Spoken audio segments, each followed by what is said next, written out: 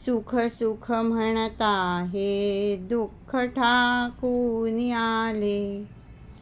भजन सकळ गेले चित्त दुश्चित्त झाले। भ्रमित मन कळेना हित ते आकळेना। परम कठीण देही देह बुद्धी वळेना।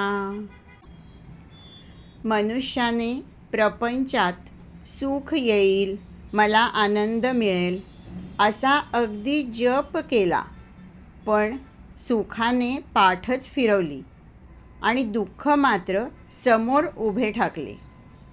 संसार सुखाची वाट बघण्यात परमेश्वराची पूजा केली नाही, भजन केले नाही, भक्ती केली नाही आणि या सगळ्यामुळे मनाला अतिशय खिन्नावस्था आली।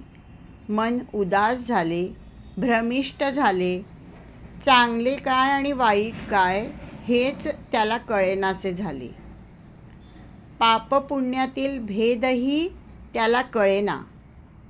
84 लक्ष योनींमधून फिरल्यानंतर हा मनुष्यजन्म प्राप्त झालेला आहे, म्हणून तो देह सत्कारणी म्हणजे परमेश्वराच्या ठिकाणी लावावा हेही कळाले नाही।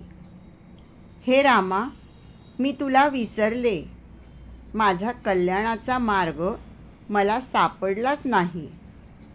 या मनुष्यजन्मात येऊन देहबुद्धी तुझ्याच ठिकाणी ठेवायला हवी हे मला शेवटपर्यंत कळलेच नाही।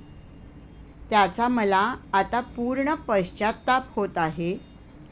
ही स्वार्थी बुद्धी, विकारात अडकलेले मन बाहेर काढणे किती अवघड आहे हे मला आज कळून चुकले।